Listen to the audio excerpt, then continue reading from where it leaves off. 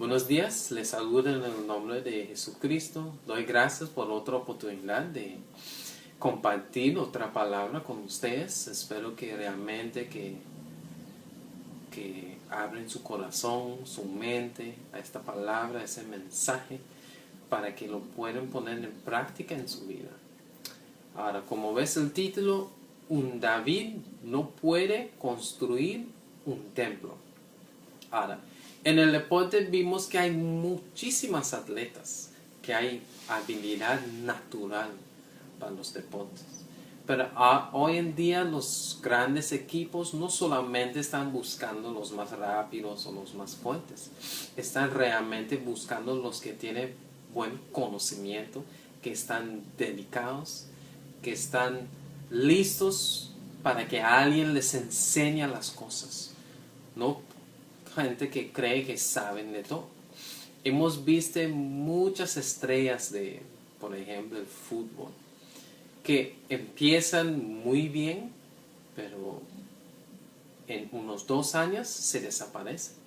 Es que muchas veces ellos ponen toda su fe en su habilidad natural y nunca trataron de desarrollar su habilidad afuera de eso. Ahora, eso vimos también en los creyentes a veces, que empiezan muy motivados, que salen y comparten la palabra de Dios, están involucrados en todo lo que hay en la iglesia, pero en lo que empiezan los tiempos difíciles, ya tú ves que como que se calman, como que ya ellos se sienten más atrás, no se ponen tanto. Es que su fe realmente no tenía una base que era lo tan fuerte que necesitaba. Y, como decía, que no entendía qué es lo que se necesita en esa vida cristiana. Ahora, para mí, para que podamos tener un impacto que dura en esa tierra para Jesucristo, debemos pasar de solo tener esa pura fe que estamos motivados y llegar a un nivel donde nuestra fe está guiada por la sabiduría de Dios.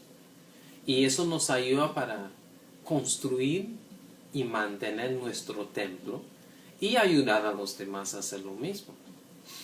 Ahora, sí podemos estar muy motivados y dedicados a las cosas de Dios y eso está muy bien. Pero en todo lo que hacemos debemos buscar que Dios nos guíe para decirnos a quién debemos ir a compartir su palabra, qué es lo que debemos de hacer en su iglesia, afuera de su iglesia, dónde debemos ir para hacer las cosas, cuándo lo debemos hacer también y, más importante que todo, cómo debemos hacer las cosas que Dios quiere. Porque nosotros nos puede tener una idea, pero quizás Dios nos quiere ir más allá de lo normal, de lo que se hace todo el tiempo para hacerlo. Por ejemplo, yo estaba dando un ejemplo el otro día con los jóvenes de mi iglesia. Si Dios te pide pintar la iglesia, ¿ok? Hay miles de preguntas que tú le puedes hacer. ¿De qué color? ¿Qué tipo de pintura? ¿Quiénes debo pedir para ayudarme? Todas esas cosas. Entonces, aunque las cosas parecen simples, debemos ir a Dios. Ahora vimos a David, que era un gran hombre de Dios. Hacía grandes cosas para Dios. Y cuando él estaba listo, o él quería construir el templo de Dios, Dios le dijo que no, que eso no era su propósito. Y vimos eso en 2 de Samuel, de capítulo 7. Vimos del versículo 1 al 5 primero. Dice, una vez que el rey David se hubo establecido en su palacio, el Señor le dio descanso de todos sus enemigos que lo rodeaban. Entonces el rey David le dijo al profeta Natán, ¿cómo puedes ver? Yo habito en un palacio de cedro, mientras que el arca de Dios se encuentra bajo el toldo de una tienda de campaña. Bien, respondió Natán, haga su majestad lo que su corazón le dicte, pues el Señor está con usted. Pero aquella misma noche la palabra del Señor vino a Natán y le dijo: Ve y dile a mi siervo David, que así dice el Señor: ¿Serás tú acaso que me construya una casa para que yo la habite? Imagínate, eso es David. En su corazón eso es lo que él quería hacer, pero Dios dijo no, no, no. Entonces seguimos en el versículo 8 y 9. Dice: Pues bien, dile a mi siervo David, que así dice el Señor Todopoderoso: Yo te saqué del redil para que en vez de cuidar ovejas, gobernarás a mi pueblo Israel. Yo he estado contigo por donde quiera que has ido, y he aniquilado a todos tus enemigos. Y ahora voy a hacerte tan famoso como los más grandes de la tierra. Ahora del versículo 12 dice: Cuando tu vida llegue a su fin y vayas a descansar entre tus antepasados, yo pondré en el trono a uno de tus propios descendientes y afirmaré su reino. Será él quien construya una casa en mi honor, y yo afirmé su trono real para siempre. Dice que David quería hacer algo bueno para Dios, hacer un templo, imagínate. Él tenía todos los recursos, todo lo que se necesitaba para hacerlo, pero Dios dijo: no, eso no es tu propósito. Como David, nosotros tenemos ese poder de Dios para atraer las personas hacia Él. Y hacemos eso no solamente por nuestro ejemplo, como vivimos, pero también utilizando el poder de Dios que nos ha dado a través del Espíritu Santo. Vimos eso en 1 de Corintios, capítulo 12, versículo 8 hasta el 10. Dice: A unos Dios les da por el Espíritu palabra de sabiduría, a otros por el mismo Espíritu palabra de conocimiento, a otros fe por medio del mismo Espíritu, a otros, y por ese mismo Espíritu, dones para sanar enfermos, a otros poderes milagrosos, a otros profecía, a otros el discernir espíritus, a otros el hablar en diversas lenguas, y a otros el interpretar lenguas.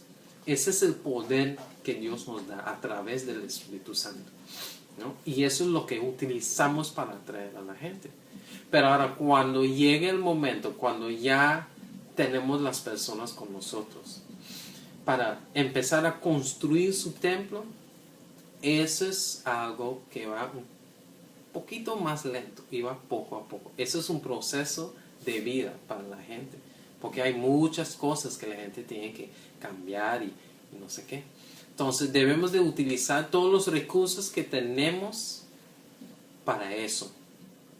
Y no solamente estamos llamados para compartir la palabra, pero también para orar con las personas y ayudarles a ellos para poder escuchar la voz de Dios, para que ellos puedan recibir de Dios la guianza que necesitan. Y debemos recordar siempre que cuando estamos haciendo eso, eso debe ser con amor.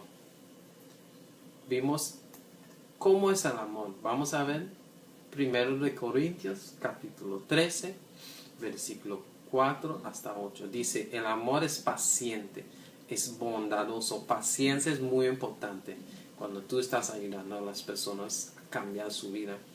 No es envidioso, ni jactancioso, ni orgulloso. No se comporta con rudeza, no es egoísta, no se enoja fácilmente, no guarda rencor.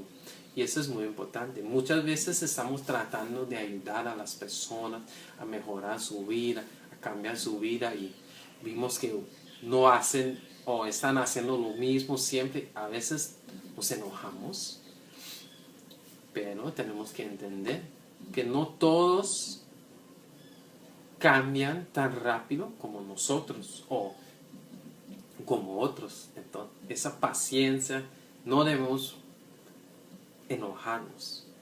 Dice, el amor no se deleita en la maldad, sino que se regocija con la verdad. Todo lo disculpa, todo lo cree, todo lo espera, todo lo soporta. El amor jamás se extingue. Esa es la forma en que debemos de tratar a las personas cuando estamos tratando de ayudarles a construir su templo. Y hasta que con nosotros mismos a veces pensamos, ay, siempre hago lo mismo, siempre me caigo en el mismo pecado, en el mismo error, no sé qué, ay, yo no puedo, no, pero tú mismo te tienes que perdonar. Tú mismo te tienes tienes que tener esa esperanza que sí, vas a superar ese problema, ¿no? Que tú lo puedes hacer. Ese es el amor que Dios tiene para nosotros, que debemos de reconocer eso y tener ese mismo amor para nosotros. Ahora, ser guerrero como David, ese viene desde adentro. Eso es cuando Dios cambia nuestra mente y nuestro corazón, cuando aceptamos a Jesús. Vimos eso en Ezequiel 36, versículo 26 hasta 27. Dice, les daré un nuevo corazón y les infundiré un espíritu nuevo. Les quitaré ese corazón de piedra que ahora tienen y les pondré un corazón de carne. Infundiré mi espíritu en ustedes y haré que sigan mis preceptos y obedezcan mis leyes. Ese es el cambio que viene desde adentro. Cuando eso pasa, wow, estamos listos para hacer las cosas de Dios. Tenemos la fe, estamos buscando qué es lo que podemos hacer, con quién podemos hablar de Dios, estamos motivados, tenemos esa pasión para hacer las cosas. Eso es el inicio. Ahora, la sabiduría de lo que estamos hablando, eso viene desde afuera, ¿no? Viene de la gente que tiene el conocimiento, el entendimiento y la experiencia. Y la Biblia dice que eso tenemos que ir a buscarlo, porque, como digo, eso viene desde afuera. Vimos Proverbios capítulo 4, versículos 7 hasta 9. Dice, la sabiduría es lo primero. Adquiere sabiduría, adquiere. Entonces hay que ir a buscarlo. Por sobre todas las cosas adquiere discernimiento. Estima a la sabiduría y ella te exaltará. Abrázala y ella te honrará. Te pondrá en la cabeza una hermosa diadema. Te obsequiará una bella corona. ¿No? Entonces, si empezamos con Dios, si Él nos da ese cambio de nuestro corazón, nuestra mente, nos muestra las cosas. Pero entonces, para poder lograrlo, para la gloria de Dios, necesitamos esa sabiduría, ¿no? Mira, vimos que Salomón, cuando ya casi estaba listo para hacer el templo, él tuvo que ir con su padre David para que David le diera el plan para hacerlo. Vimos eso en primero de Crónicas 28, del versículo 19 hasta el 21. Dice, todo esto, dijo David, ha sido escrito por revelación del Señor, para darme a conocer el diseño de las obras. Además, David le dijo a su hijo Salomón, sé fuerte y valiente, y pon manos a la obra. No tengas miedo ni te desanimes, porque Dios el Señor, mi Dios, estará contigo. No te dejará ni te abandonará hasta que hayas terminado toda la obra del templo del Señor. Aquí tienes la organización de los sacerdotes y de los levitas para el servicio del templo de Dios. Además, contarás con la ayuda voluntaria de expertos en toda clase de trabajos. Los jefes y todo el pueblo estarán a tu disposición. ¿Viste? Entonces, Salomón fue con su papá, mira, yo voy a hacer el templo, cómo se debe hacer, Y David ya lo tenía listo para él. Imagínate si él había pensado, bueno, yo lo voy a hacer, tengo una idea que me parece bien, que se va a ver bonito, ¿no? Pero sabemos que Dios siempre quiere más de la belleza. Siempre hay algo más que quiere. Ahora, y cuando Salomón tomó el reino, él lo primero que pidió fue la sabiduría. Vamos a ver. En segundo Crónicas, capítulo 1. El primer versículo dice: Salomón, hijo de David, consolidó su reino, pues el Señor su Dios estaba con él y lo hizo muy poderoso. Ahora, vimos del 7 al 10 ahora. Aquella noche Dios se le apareció a Salomón y le dijo: pídeme lo que quieras. Lo que quieras, cualquier cosa. Salomón respondió: tú trataste con mucho amor a David, mi padre, y a mí me has permitido reinar en su lugar. Señor y Dios, cumple ahora la promesa que le hiciste a mi padre David, pues tú me has hecho rey de un pueblo tan numeroso como el polvo de la tierra. Yo te pido sabiduría y conocimiento para gobernar a este gran pueblo tuyo. De lo contrario, ¿quién podrá gobernarlo? Está pidiendo a Dios sabiduría, porque él sabe que sin esa sabiduría no va a poder gobernar a Israel. Y eso es muy importante. Ahora, eso es lo que debemos hacer. En lo que crezcamos en la fe, debemos de buscar a Dios más y más. No podemos pensar que, bueno, tengo el conocimiento, yo lo entiendo de mi forma, así que todo lo que yo hago va a estar bien. Así no funciona. Vimos a David que él crecía como guerrero, ¿no? Empezó con un león, con un oso, con Goliat, pero vimos que en lo que él seguía y seguía, él siempre buscaba a Dios. Siempre, para cada pelea. Hasta una vez cuando él iba en contra del mismo ejército, en el mismo lugar. Vamos a ver eso. Imagínate. Segundo de Samuel, capítulo 5, versículos 17 al 25, dice: al enterarse los filisteos de que David había sido ungido rey de Israel, subieron todos ellos contra él. Pero David lo supo de antemano y bajó a la fortaleza. Los filisteos habían avanzado, desplegando sus fuerzas en el valle de Refaín. Así que David consultó al Señor: ¿debo atacar a los filisteos? ¿Los entregarás en mi poder? Atácalos, respondió el Señor. Te aseguro que te los entregaré. Entonces David fue a Baal Perasim y ahí los derrotó. Por eso aquel lugar se llama Baal Perasim. Pues David dijo: el Señor ha abierto brechas a mi paso entre mis enemigos, así como se abren brechas en el agua. Ahí los filisteos dejaron abandonados sus ídolos y David y sus soldados se los llevaron. Pero los filisteos volvieron a avanzar contra David y desplegaron sus fuerzas en el valle de Refaín.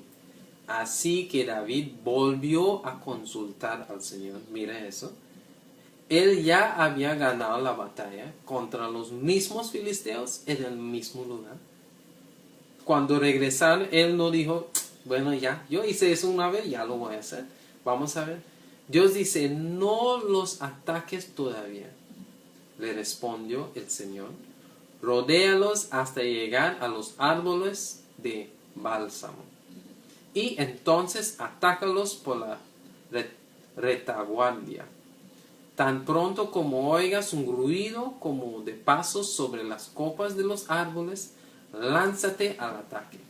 Pues eso quiere decir que el Señor va al frente de ti para derrotar al ejército filisteo. Así lo hizo David tal como el Señor se lo había ordenado, y derrotó a los filisteos desde Gabaón hasta Cueser. Miren eso. Miren, David podía haber pensado, bueno, mismo ejército, mismo lugar, lo voy a hacer de la misma forma. Pero gracias a Dios que él no lo había hecho. Que Dios le dio una nueva estrategia, aunque fuera en contra del mismo ejército. Y lo mismo nosotros debemos de hacer cuando estamos tratando de ayudar a las personas. Sí, al inicio los atraemos con palabras proféticas, sanidad y diferentes cosas. Pero en lo que están con nosotros, tenemos que seguir orando a Dios. Dios, ¿qué es lo que yo necesito para ayudar a mi hermano hoy? Cuando viene el otro día, ok, Dios, ¿qué es lo que necesito? Aunque tu hermano, la persona que estás ayudando puede tener el mismo problema, siempre va frente de Dios a pedirle cuál es la estrategia que Dios quiere para el día de hoy, ¿no? Debemos siempre recordar que nosotros sí tenemos conocimiento y entendemos las cosas más o menos, pero que Dios tiene sabiduría.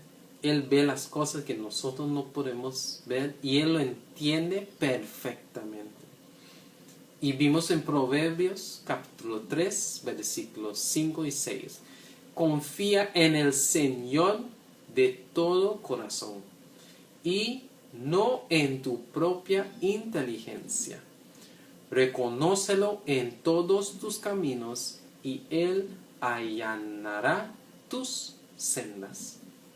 Busca a Dios en cualquier cosa, aunque sea la cosa más fácil o más obvio que tienes que hacer. Pero pídele a Dios que te guíe, que te muestre las cosas. Ahora, más y más que tú vas pidiendo, tú vas a ver, tú vas a entender más y más cómo Dios quiere que hagas las cosas y por qué. Y los motivos que Dios tiene en su corazón. Y en lo que tú vas aprendiendo más y más del propósito que Dios tiene en tu vida, Él te puede ayudar más y más. Ahora te doy gracias por escuchar ese mensaje. Como digo, sigue con esa pasión para Dios, utilizando el poder, compartiendo su palabra. Pero también recuerda que siempre tenemos que tomar el tiempo a solos, ¿no? Para buscar más y más sabiduría. Y cuando estamos tratando con la gente, ayudándoles a construir su templo, siempre con amor y también con esa sabiduría. Que entienden, que ellos ven que eso no es hoy para mañana. Siempre vamos a fallar en algo, ¿no? Solamente vamos a ser perfectos cuando regresa Jesucristo y estamos con Él viviendo la vida eterna. ¿Okay? Entonces recuerda eso. Doy gracias a Dios por la oportunidad. Espero que has entendido todo y que está en tu corazón, no solamente en tu mente, que tú lo recuerdas, pero está en tu corazón, que eso va a cambiar la forma en que tú haces las cosas. Doy gracias a Dios y bueno, hasta la próxima. Chao.